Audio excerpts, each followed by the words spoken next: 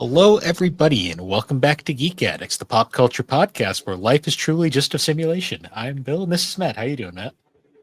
I don't know if I'm real. I, I don't know either. Well, at this point, as far as you know, I could have been replaced. You don't know. Hey, you never know. I mean, I'm still convinced that we're all secretly just a game of The Sims that the player gave up on. We've been just off to our own devices for years now. There's an anime for I'm sure there is. that.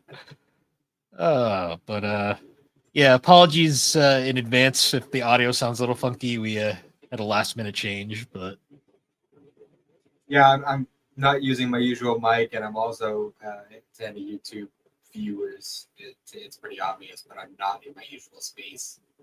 yeah.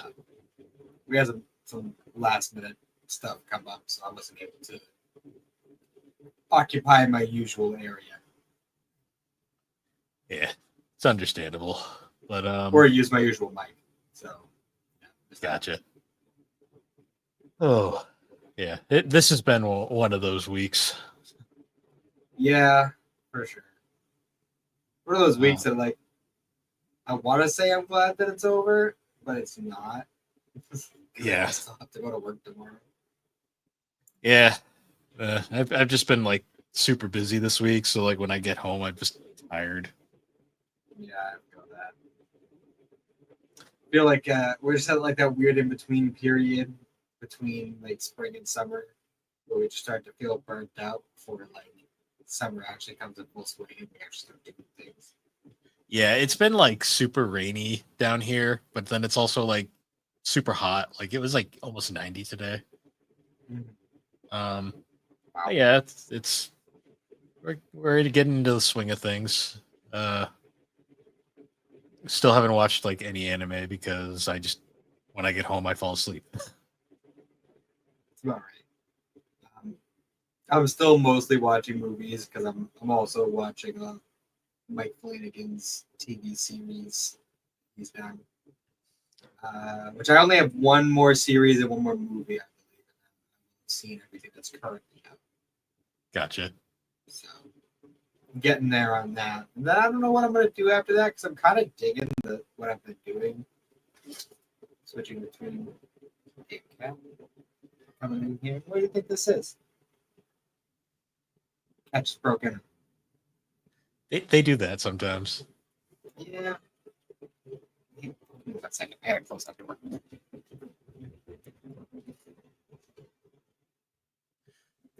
Go on, cat. Sorry about that, Sorry about folks. that. My cat is a needy bitch. Eh, it happens. Cats are you can't control them no matter how hard Yeah. we try. Yeah, no kidding. See, I no under normal circumstances I would have just let him in, but he like literally will not leave me alone. Yeah, I get So that. it's one of those things where he's not just gonna hang out in the background like most people's cats. He's gonna get right up in my face. Probably Yeah. try to crawl onto the laptop or something. Yeah. Um. Yeah. Other than not really watching any anime, not really any video games. I've been reading because reading's like the one thing I can do when I'm tired. Yeah, I feel Um. that. Yeah, I I can't dedicate time into gaming when I'm tired. yeah. It just doesn't I work. I did go to the bookstore though, and I discovered Solo Leveling Volume 12 was out a week early, so I grabbed that. Oh shit! Um, I'll have to get my hands on that. Read it. you might have to wait till it officially comes out for the library to get it, but Oh, I'm sure. I'm sure. it was good. Some wild shit's happening in the most recent chapters. Um, I can imagine based on I where it left also off. yeah, I also started reading Kaiju number 8. Um, it's addicting. Like it's a very quick read. I'm already at like volume 6, so There you go. Very nice. I've yeah. I think I said mentioned it last week, but I started rereading Attack on Titan. Hmm. Doing that. Still reading my novels. I'm always reading something. And like I said, I was mentioned before, I've been watching a lot of anime films. Hmm. Um, because since I've been watching like non-anime stuff too, I try to at least like you know uh, squeeze at least throw in films there, so I'm still getting off checks, and then I'm also like seeing things that I wouldn't normally watch otherwise. Yeah. Because films were always one of those things that like I never really sought after until recently. And I've watched a lot of films this year so far. I actually watched, and like I've been almost exclusively watching the ones on Netflix just because of partially It's easy. convenience, Yeah. and partially because there's a lot of like Netflix originals and stuff. So I wanted to check out a lot of those, and then just a lot of stuff that Netflix just has that aren't necessarily available elsewhere. I watched yesterday and today. I watched these movies. Ironically, wasn't planned at all. Both very music based. Um, the first one was a movie called Inuo. I don't know if you've heard of that one. No.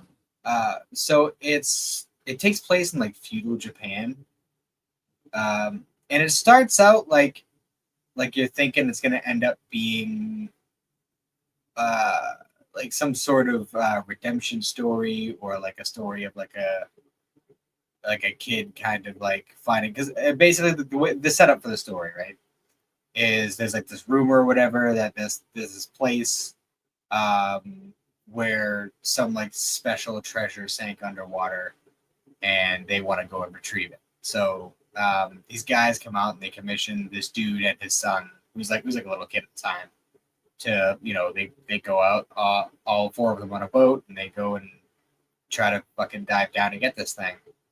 And for some reason, I forget exactly the specifics, but long story short, everyone with the kid is dead. And I think it was a sword or something like that. As soon as they unsheathed the sword, the kid went blind. Hmm. And that was kind of like the setup. And like it fast forwards a few years to him like going on a journey. But then all of a sudden it turns into him being like a rock star. But As you like do. they like that's the thing. It's like feudal Japan, so they're using like all these old instruments. Like it's not like a guitar or anything, but he's performing as if it was like a modern rock show. Hmm. And he makes friends with this guy who was cursed because of like a deal his dad made or something. So he's like super deformed, but he loves to dance and sing. So they like have this like little duo band that they set up, and they become like super famous rock stars in feudal Japan. It's a wild movie. It like completely takes a turn halfway through, and it's not what you expect it to be at all. But it was pretty good. I'll have to keep note of that. I gotta go through Netflix's library at some point.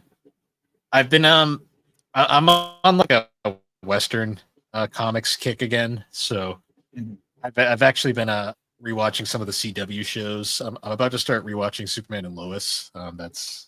It's always a fun one because I believe season 4 is on HBO Max. Oh yeah, it's HBO Max again. Apparently, that's a new development. What? Yeah, I don't understand fucking just Time Warner Discovery, but it's fun. It's funny you say that, because I was actually thinking like after I finish the Mike Flanagan stuff, I might switch to CW and just keep doing like watch an episode or two of that, then watch an anime movie and keep going back and forth like that. Although eventually I'm going to hit a point where I'm not going to know what the fuck to watch for anime movies, because eventually Netflix is going to run out of stuff, and Crunchyroll does not make it easy to know. No. Like you can't just search movies on Crunchyroll. It's not set up that way, which is really, really stupid design. Yeah, you have to like look up on Google movies on Crunchyroll and then search for them manually. Yeah, it's an incredibly poor structure. It's one of the few things that I can say Netflix has over just about every streaming service. It is incredibly user friendly. True. Like the search engines and stuff. Yeah. Like browsing is very user friendly. Yeah. I was gonna say I brought up the DC stuff because the new Superman trailer just came out, and my God, that movie looks good. Oh yeah. Is it Henry Cavill, or is it somebody else? Oh no, Henry. It's they're starting over again. Again, Jesus fucking Christ, guys. Well, to be fair, the fucking Snyderverse was kind of a dumpster fire by the end, so they kind of needed to restart. they look at this point. You just need to fucking commit. I don't care if it's a bad start. Like if they just committed after Green Lantern and just kept going forward, it would have been fine.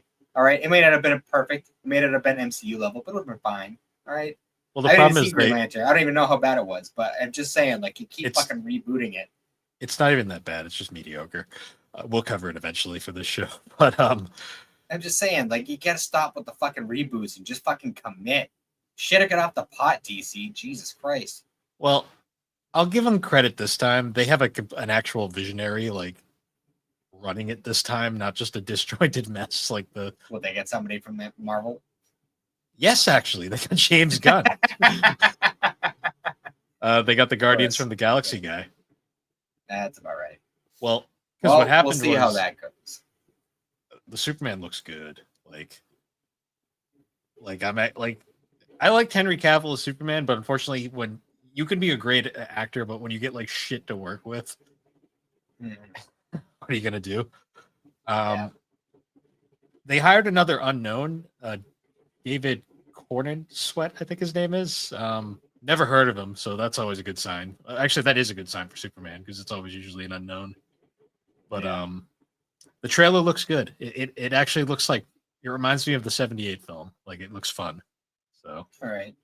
Well, it's still been a long ass time since I've watched anything new from DC. So this is the first time I've actually been excited for something from DC. So we'll see. But yeah, I'm looking forward to jumping back into the CW verse at some point in the future. But yeah, a movie I watched today.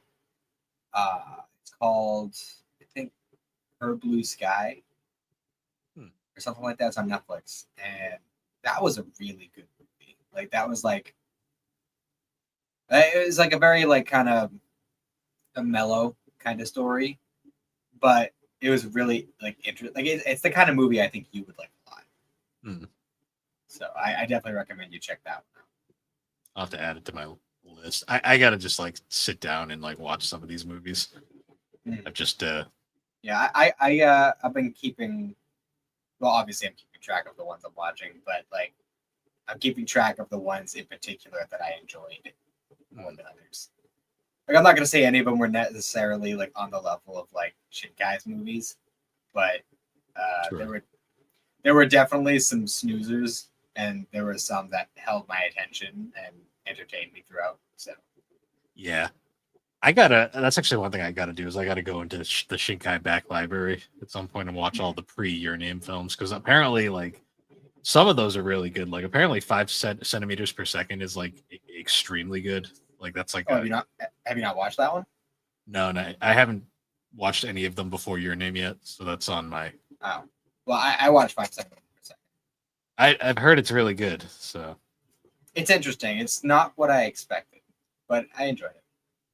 Well, the thing with Shinkai is he had a very stark shift in direction after Your Name, so his earlier films were much different. Yeah, that's true. You know what? It kind of reminded me of Look Back a little bit. Not like, 1-to-1 comparison or anything, but just like the general vibe of it reminded me of that. The only other news thing I can think of is for manga readers who don't actually want to buy manga, some unfortunate news got dropped recently. The popular manga reading site Manga Dex just got hit by a massive DMAC, and like 300 something books were taken off. So unfortunate, but it is what it is. I like my physicals, so I do too, but not everyone is a crazy collector.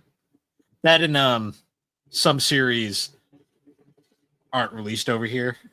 Like that's how I was reading the Rurouni Kenshin sequel, which is now gone, so I'm gonna have to figure out something else for that.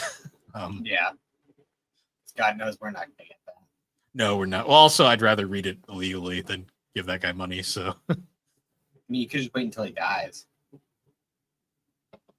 True, but they probably still won't bring it over here, so. Well, I'm saying if they did, you could just wait till he dies, then or buy it secondhand. Either way. That's what I did for my my 3-in-1s. But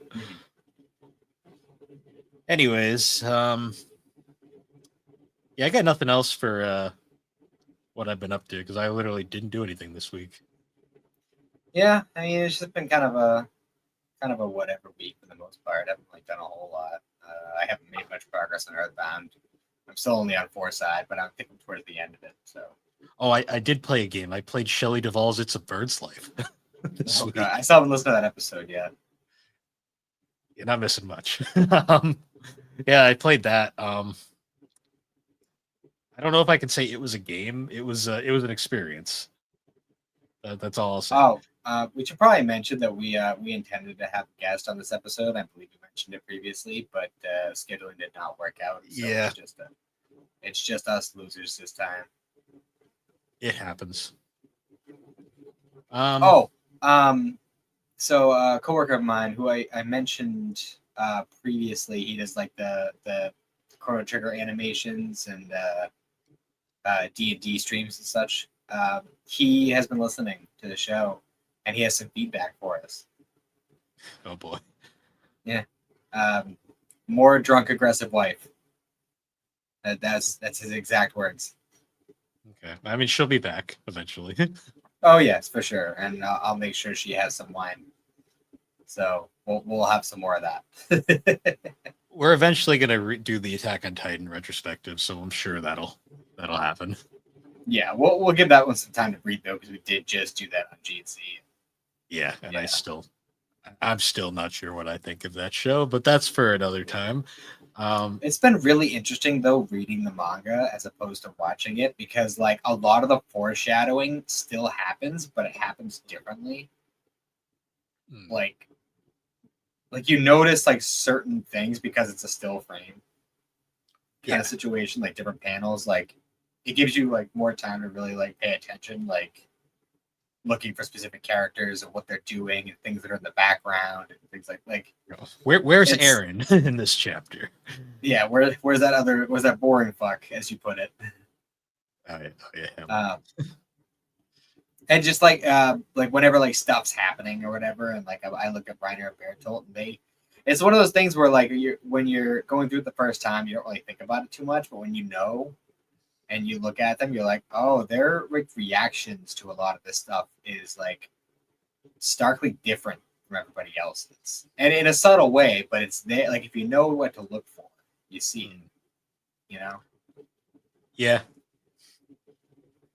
The like first time, very clearly more anxious during certain things, where other people are more surprised than anxious. You know what I mean? Things like that. I don't know. The biggest like reveal in that early chapters that I missed entirely is still like when Aaron gets hurt and the steam comes out and you don't even notice. First time around. That's like one of my favorite like little things they threw in there, because it's just such an anime thing to do. Like you see that kind of bullshit in anime all the time. It's like, oh no, I got hit real hard. Now there's steam. Oh, that's funny. Haha, anime. Yeah. But no, it's actually a reason for it. It's not just a goof. Yeah. Which, funny enough, that wasn't in the manga. That was like an added touch. Well, that'd also be harder to show in art as opposed to animation.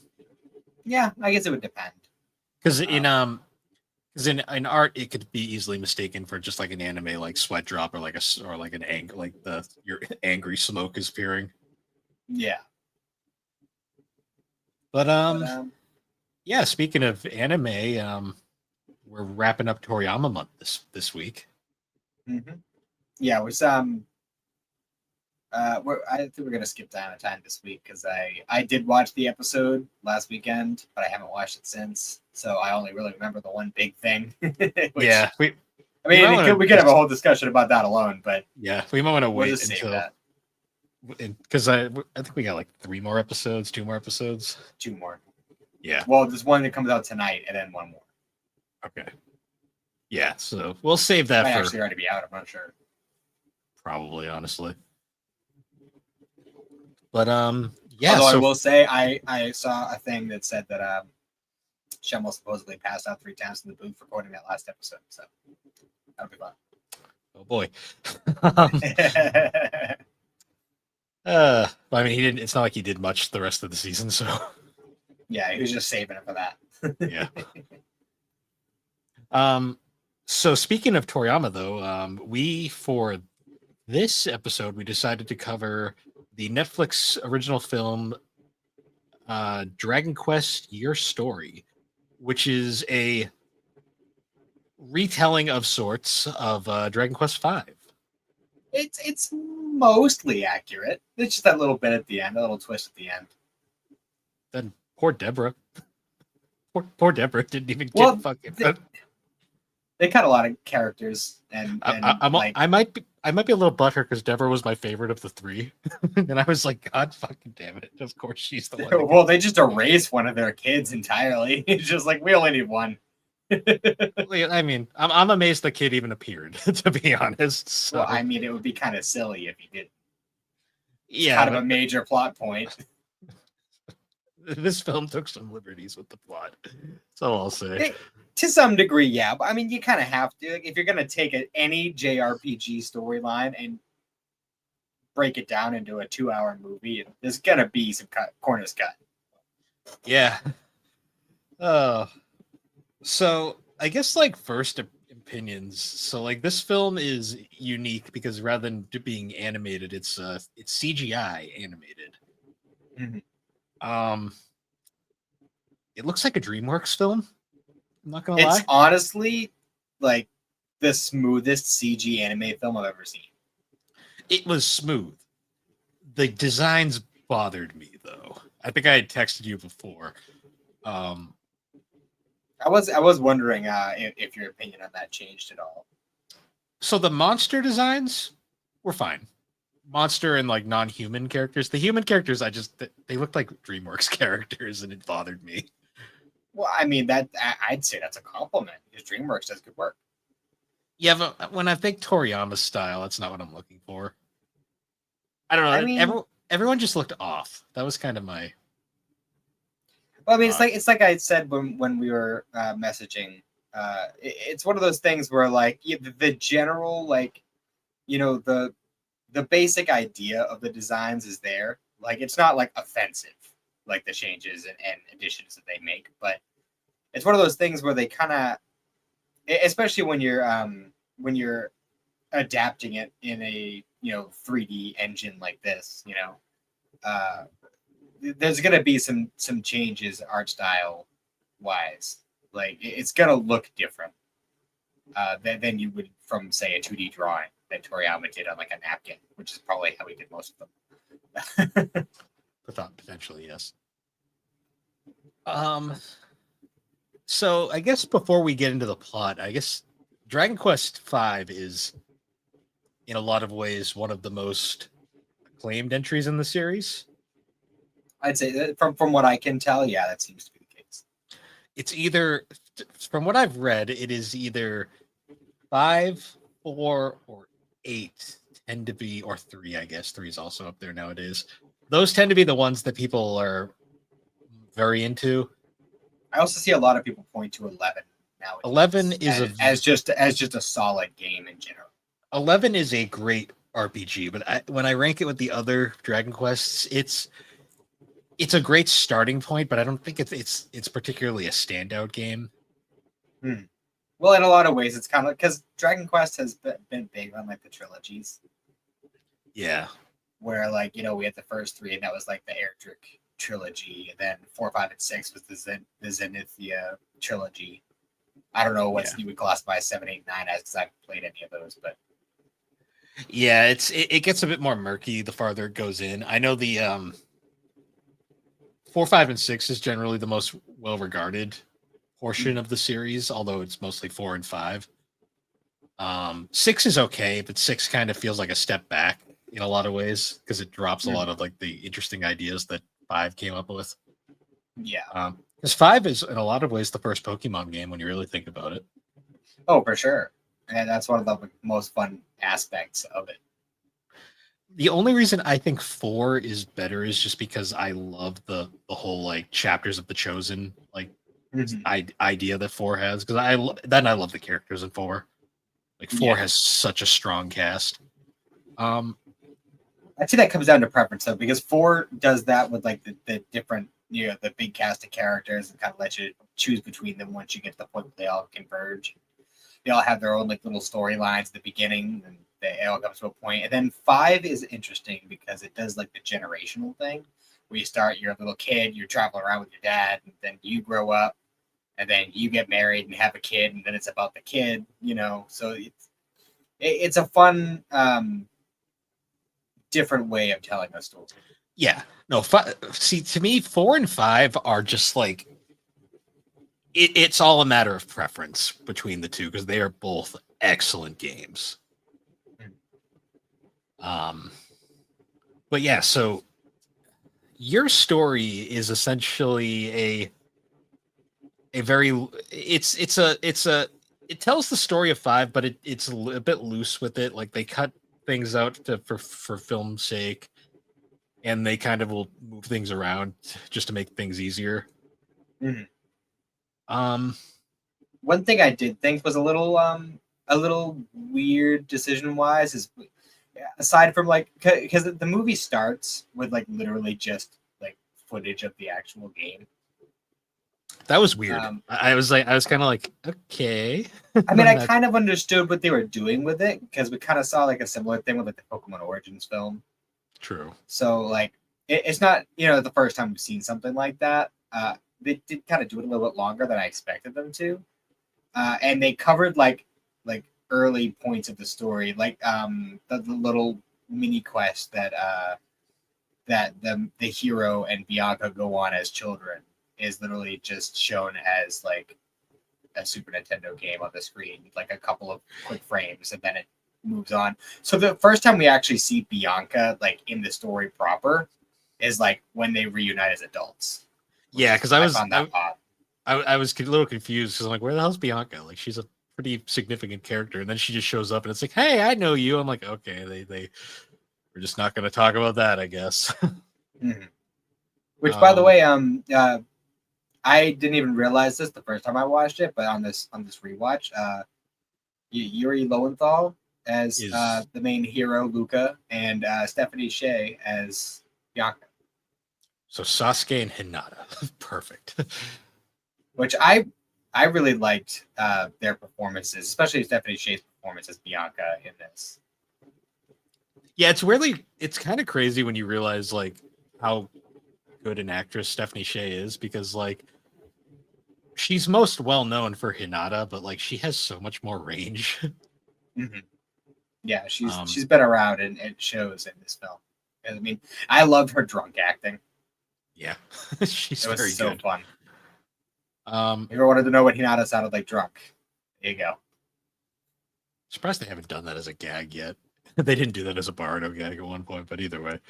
And then Yuri Lowenthal is just Yuri Lowenthal. Yep, pretty typical. Yeah, he plays the young teenage boy character. Until he's not, because he, does become an adult and have children, or child. Yeah, but the voice never changes. Yeah. So, what are your thoughts on the music for the film? I thought they did a really good job with the a recomposition of the original music. It was good. It was kind of one of those cases where I was like, this sounds like Dragon Quest music. And I kind of just it's because it is. Yeah. It's just kind of one of those things like, yeah, this sounds like Dragon Quest music. Just with actual orchestras. Yeah. It's kind of like when like any video game film and they actually incorporate the music properly and you're always like, all right. I feel like it worked really well. Like a lot of times when you see like a video game adaptation in this way and they incorporate the actual game music, a lot of times it seems kind of forced and like it doesn't really fit, but I didn't feel that with this movie. It felt right at home, honestly. See, I'm trying to think of like similar things, and I guess like what came to mind for me was like Final Fantasy VII Advent Children, which used the game music very well. Like I still the fight scene with Tifa in the church, she has that epic piano version of the combat theme. Mm-hmm. It was kind of I got similar vibes to that, only this went more for the orchestral style, which Yeah. works. Works for Dragon For Quest, sure. anyways. For sure. So, there any particular bits in the story that stood out to you as far as like just handling a certain situation well, or like a change that they made that stood out to you, or anything along those lines? Um, I guess because it was fully rendered, but the actual scene where his father died was handled very well. Yeah, for sure. I was a little partial to their escape from slavery, Yeah, that was solid too. which I mean, first of all, was a very very nice reference to The Hobbit. Is a very similar thing happens in The Hobbit. Only in this version, they smear themselves in yuck. Sewage water, sewage Yeah. water. Yep. Um, And their playing possum moment was pretty funny too. that was honestly a little horrifying. They were a little little bit. too into that. They definitely got some sort of disease from doing that because oh no thank Entirely you. possible. Entirely possible. They were putting that shit on their faces like like no thank you. This is a fantasy world. They have to have higher constitutions than normal people.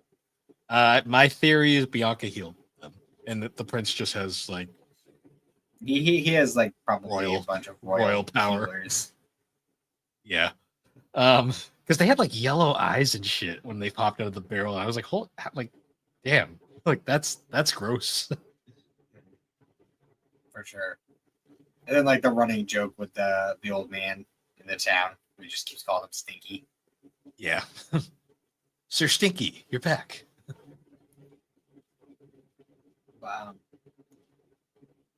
So trying to think like his big like off to go journey, like his little montage there, like after he reunites with his like attendant as a kid. Which also I didn't know if you got this. They didn't make any reference to them being royalty, about Luca and his father being like literal royalty. Pancrase was a king, wasn't he? I don't remember, to be honest.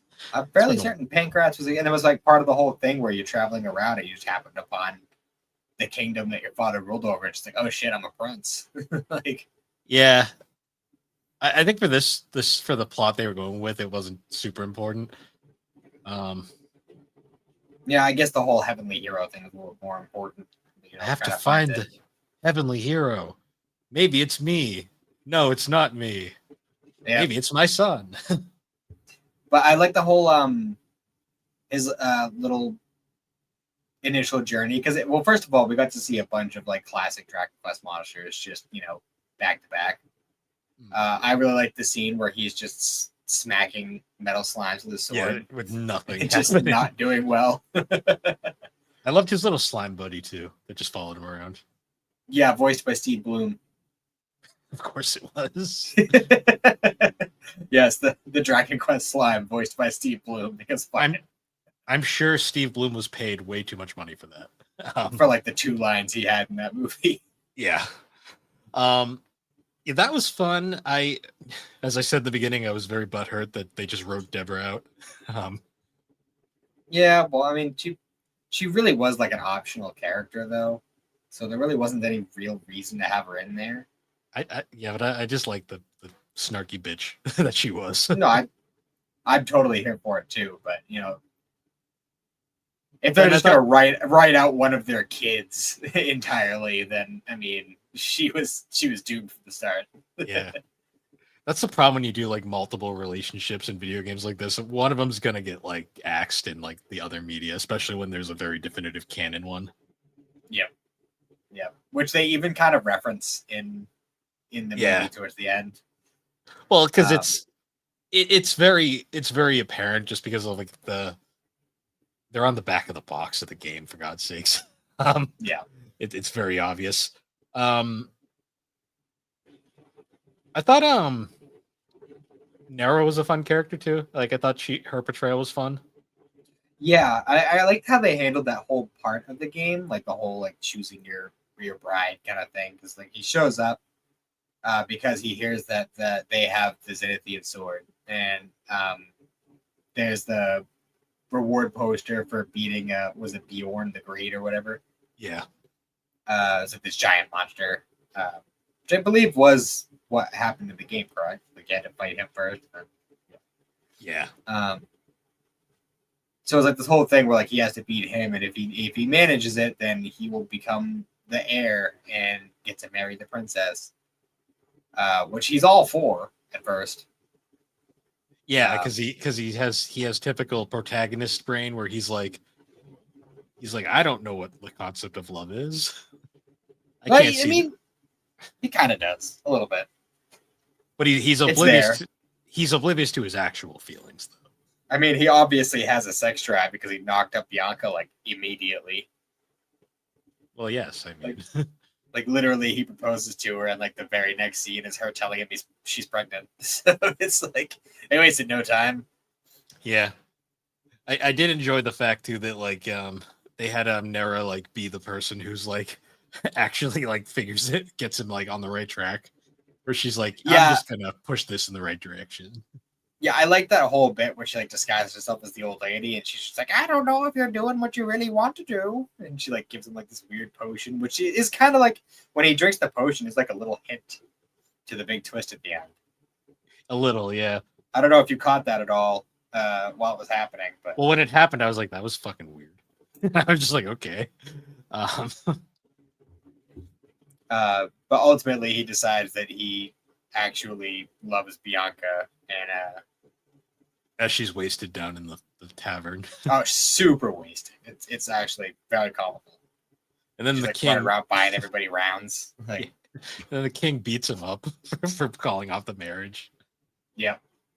Then he's just like it's fine, man. But like, if anybody asks, I whooped your ass and kicked you out. Take the sword and go. Also, Nera's like very present on the cover of the movie, and I'm like, she's not even in it that long. Like she goes away pretty much right after this. Yeah, it is pretty quick. Which is a little disappointing because she was a fun character. It would have been nice if she had stuck around a little bit more or showing up at the end, like the big, triumphant battle at the end. Yeah, I mean, obviously she's a decent mage. She was doing all that crazy shit. She brewed that potion somehow. Like she knows what she's doing. Yeah, it's actually one thing that kind of annoyed me. I get it's movie logic and they need to have a plot, but the way I play Dragon Quest V, like he got whooped so many times, and I was like, this wouldn't happen if I was playing. Yeah. Look, you get hit with a rogue thwack, and next thing you know. Which, by the way, I just want to throw that out there. It's still fucking hilarious seeing Dragon Quest stories animated and like hearing them call out the spell names because it's just silly as shit. Ka-sizzle, fo-shizzle. Yeah. Well, that's the thing about Dragon Quest that always makes it really hard to adapt is the fact that Dragon Quest humor is so fucking peculiar that like it's so childish, and I love it. It's not the easiest thing to translate over into a like spoken film. So it's like I always think it's like you find it and it's like, what luck? Yeah. It's just like stupid shit like and I love the reference like when Luca's like telling Bianca that he dumped Nera. That's her name, right? Nera, yeah. When he tells her that he dumped her, she's just like, well, I think I have feelings for someone else. And she's like, oh, don't tell me you fell for some random girl who gave you a puff out of the... It's just like the reference to the puff was just great. Yeah, I heard that and I had to rewind. I was like, okay. It's like they weren't going to make a Dragon Quest movie and not reference the puff. I mean, come on. Yeah. Really funny. It'd be really funny if like Deborah was there and then they just like made it like, what, you left me for my sister? That would be pretty funny. Because you can do that in the game. Also, I love this isn't in the film, but I love in the games how they just use like Fire Emblem like logic where like the way that they changed the child's mother is just change the hair color. Yeah. That solves everything. It's like, yeah, well, if you chose this one, then the kid's hair is black. And if you choose this one, the kid's hair is blue. Or blonde. Blonde looks the best. It's almost like that was the one that was intended. It's almost like they wanted him to look like Gohan. Yeah. Right. Almost like Toriyama can only draw like 3 faces. Yeah. That's okay, though, because he at least admitted it. Yeah. He pretty much admits he can only draw like 1 female design. Which I don't think is true at all. I think there are definitely some that he uses a lot. Yeah. like the 18 design and the Bulma design, but like I think what it is though it's like the costumes. He loves doing the costumes, and that's what really differentiates them. Yeah. Because I believe Nera's in-game design is very Bulma-ish. Like younger Bulma, anyways. I suppose. I mean, Bianca is very unique in a lot of ways. Like you don't really see Braid very often.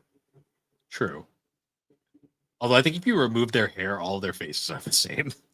Oh, well, yeah, that's just a Toriyama mainstay. Yeah. the hair and the outfit, without those, you would have no idea who you're looking at.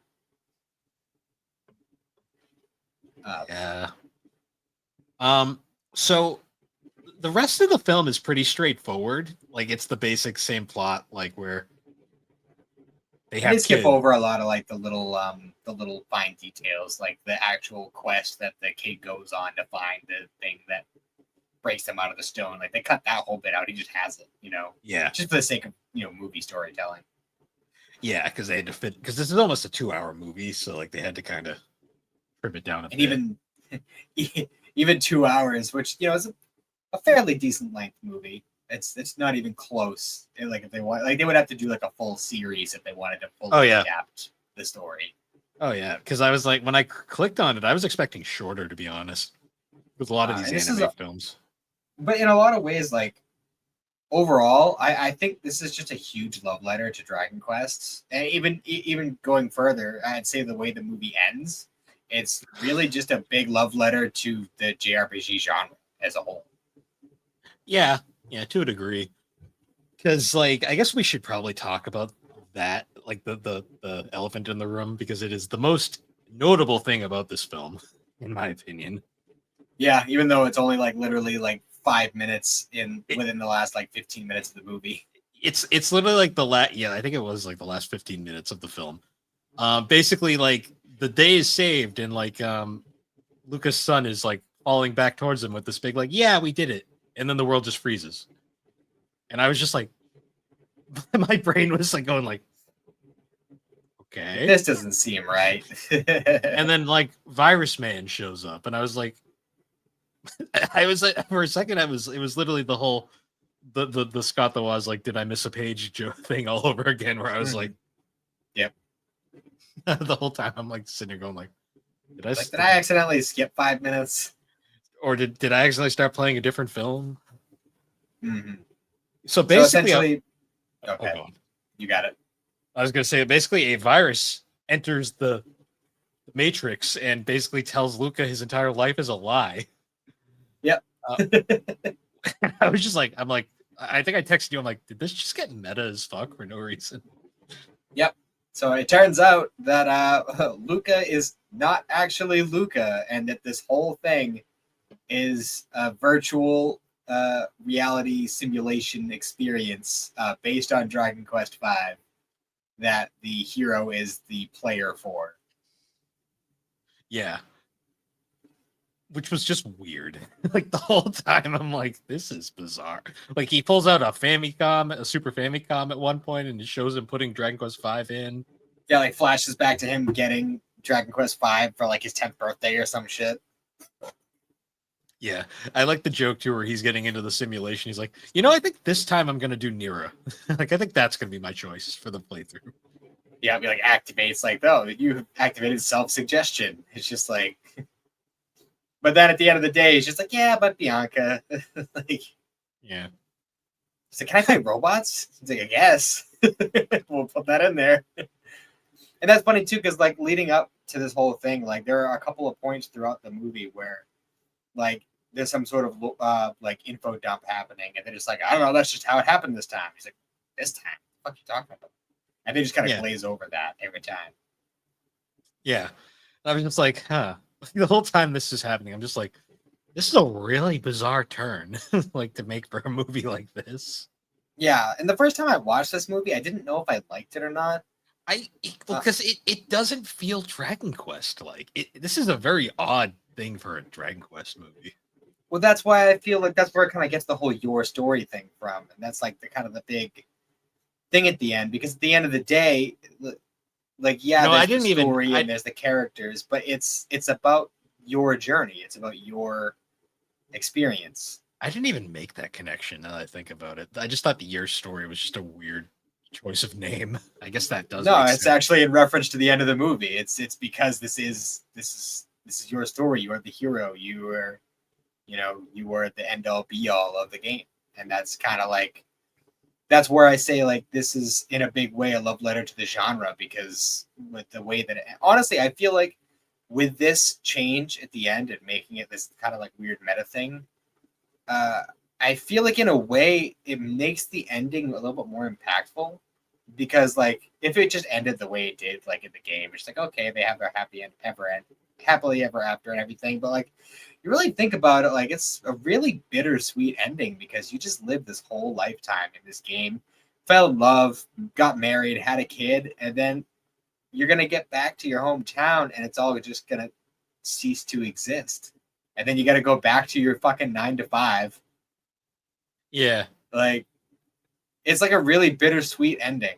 And like in a way that kind of like affected me emotionally, like kind of fucked me up a little bit. The thing is, though, like it would have been more effective if that's how it really ended, because then we got Steve Bloom, the antivirus, out of nowhere, and I was like, I was completely lost. Yeah. Because then, like, apparently the slime that's been following around this whole time is actually an antivirus program that was designed to stop this virus. Oh, and this virus is put into the game literally just because a hacker was bored and just said, haha, fuck these assholes and their nostalgia junkiness. Yeah. You want Yeah. nostalgia, you want escape, sucks to be you. I'm going to ruin it for you.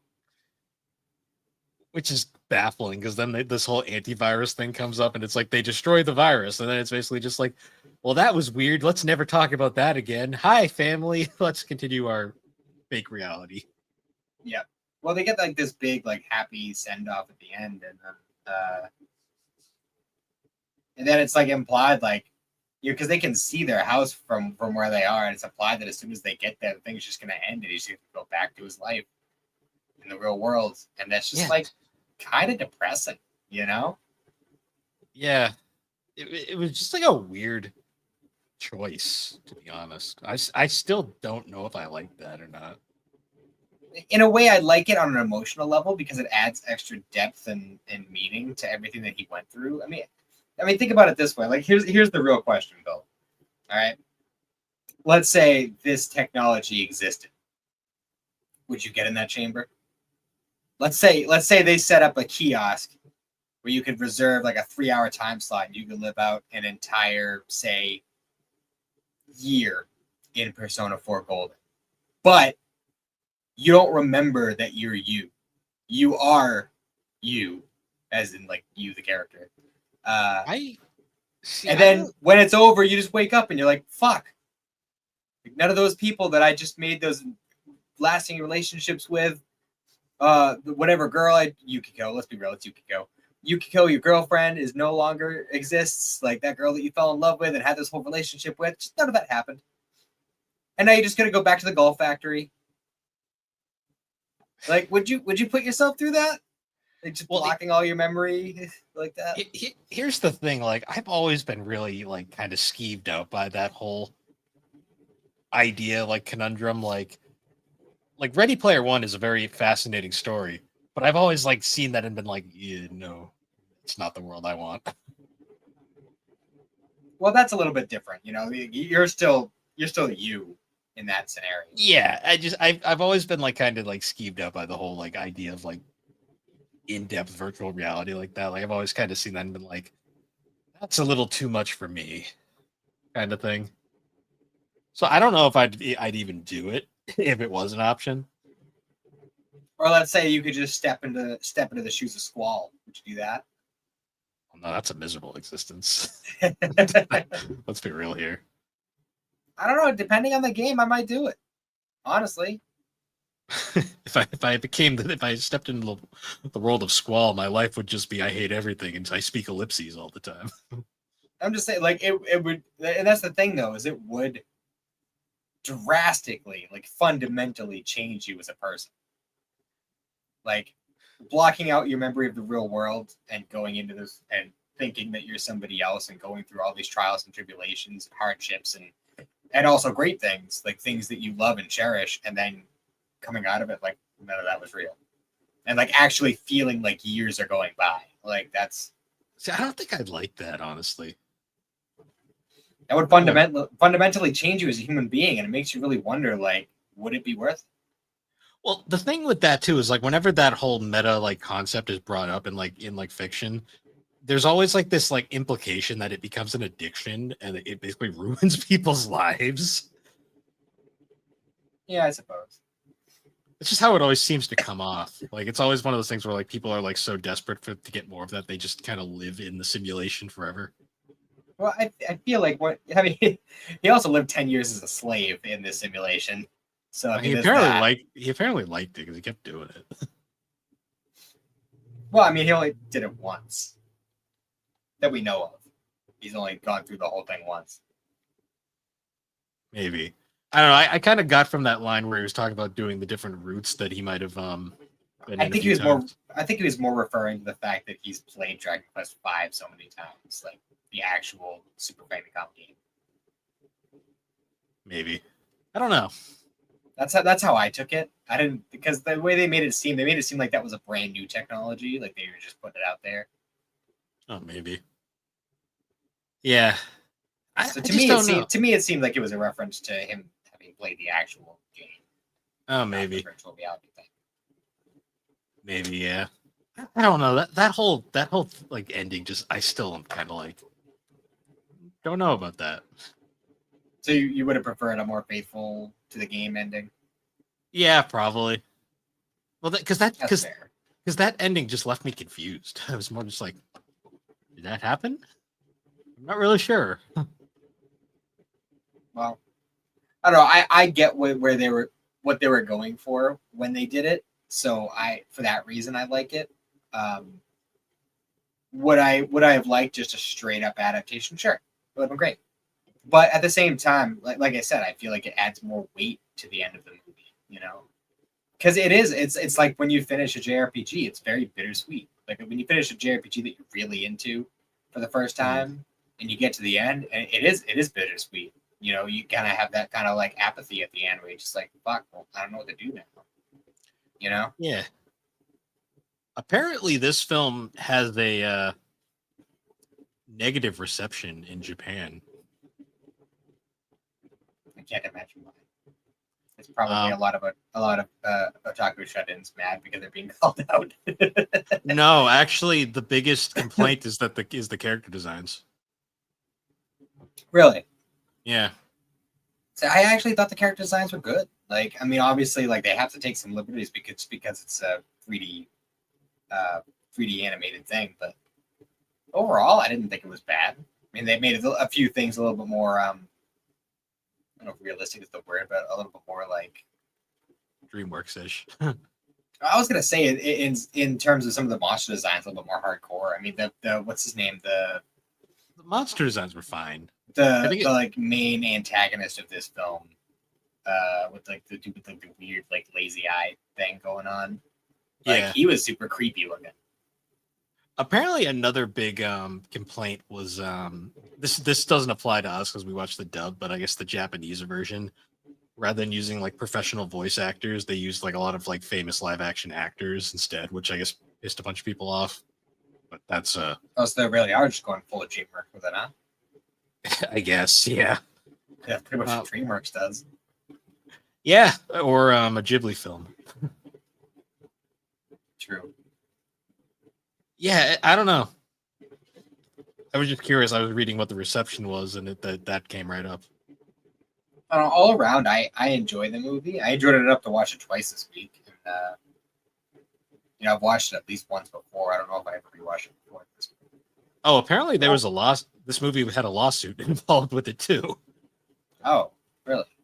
Apparently, the novelist who wrote the Dragon Quest V novel, Was it a novel?